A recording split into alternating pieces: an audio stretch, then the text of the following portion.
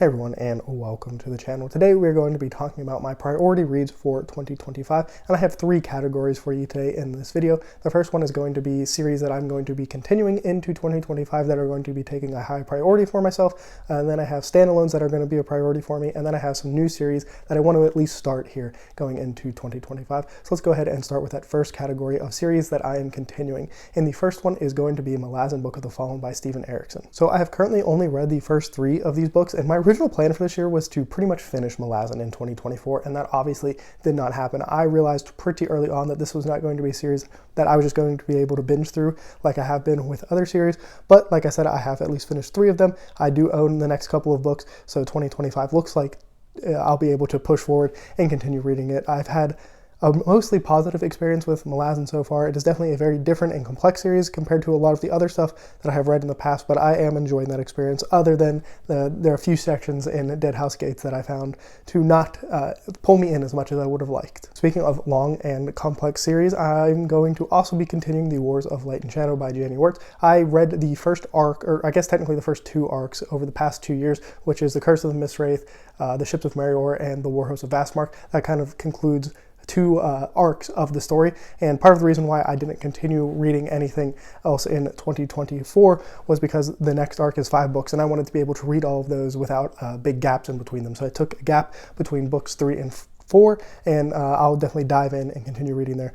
Janny Wurts' writing is absolutely amazing, and I have supplemented my Janny Wurts reading throughout this year with some of her other standalone stuff, but I'm very much looking forward to getting back to The Wars of Light and Shadow. And then the last series that I will be continuing is The Five Warrior Angels by Brian Lee Durfee. I read the first book, The Forgetting Moon, here in 2024, and as it stands right now, it is my favorite fantasy book that I read in 2024. I have not finished Winds and Truth yet by Brandon Sanderson, so maybe that could jump it, but as we stand right now, The Forgetting Moon is the best fantasy book that I have read this year, and so that is a very high praise with some of the other stuff that I have read in 2024. So I'm very eagerly waiting to get to The Blackest Heart here sometime. Probably, it might be my first read in 2025. We'll have to kind of see what happens with some of my reading plans, but it is definitely going to be one of the first books that I read in the new year. Okay, and now let's go ahead and talk about some of the new things that I'm going to start with here in 2025, and we'll go ahead and start with the standalones.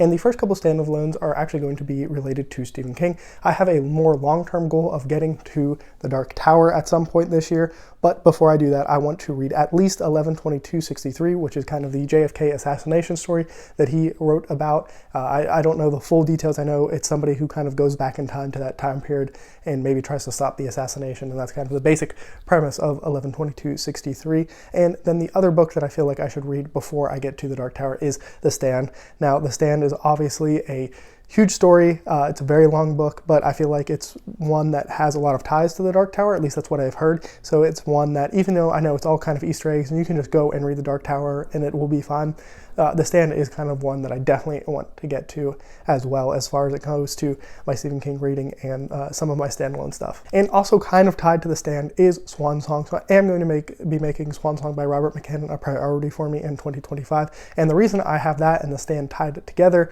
is because I hear those books compared so much, and I kind of want to read them back to back or very close together to see how similarly they actually are, or if it's just kind of one of those comparisons where it's a post-apocalyptic kind of setting because of something that happened in the world, and characters and that kind of thing. Like I want to see why they are put together so frequently, and if it's actually a fair comparison for either one of those books. My next standalone priority read is going to be the last Ernest Hemingway novel that I have not read yet by him, that he published while he was alive.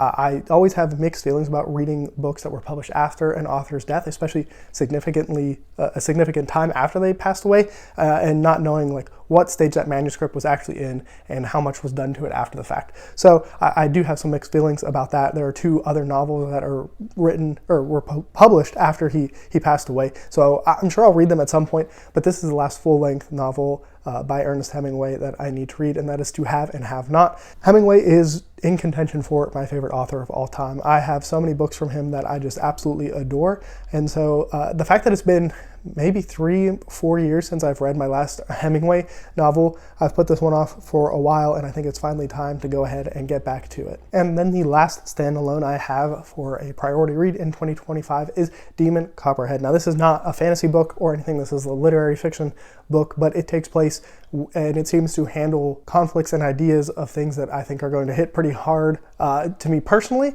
It takes place in Appalachia. I've lived in that general area for a long time. I have family that has been affected by a lot of things that, if you know the negatives of Appalachia, you know what that is kind of like. And I talked with Jimmy about this book, and he said it's one that I should definitely read. So it's definitely going to be a priority for me to read here at some point in 2025. Seems like it's going to be one of those really hard-hitting novels. And I also, this was a answer for one of the Jeopardy Champions Masters. This actually were the first place I heard about this book, so that's another random reason why I kind of want to read Demon Copperhead. And then to finish up this list are new series that I want to at least start, and actually the first one I want to try to finish here in 2025, and that is going to be the Sun Eater series. I have put off Sun Eater for a really long time. I was ahead of the curve of the popularity of this series. I knew about it a really long time ago, which makes me sound like a hipster or something when I say it like that way. But I just want to preface this with, this is a series that I've wanted to get to for so long and just kept pushing off. And I don't know why, but now it is the time to read it. While it is immensely popular and everything, and I can still get in before that last book is out, this might be the series that I try to read. I don't know, it's hard to say. To balance everything that I want to read this year, it's going to be really difficult for me to say I'm going to read one of these a month or something to catch up with the release that might happen in 2025.